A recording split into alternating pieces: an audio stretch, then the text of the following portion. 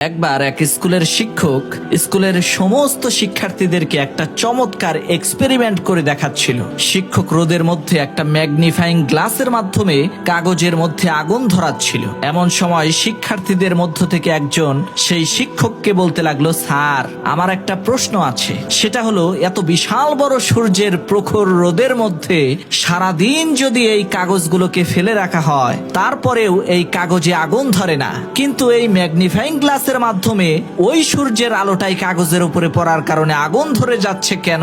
এই বিষয়টা আমি বুঝতে পারলাম না। তখন সেই শিক্ষক ওই ছাত্রকে উদ্দেশ্য করে বলতে লাগলো, বাবা, সূর্যের আলো আর তাপ যতই প্রখর হোক না কেন, সূর্য যতক্ষণ পর্যন্ত এই তাপ আর আলো দিয়ে এক জায়গায় ফোকাস না করবে, ততক্ষণ পর্যন্ত আগুন ধরাতে সে সক্ষম হবে না।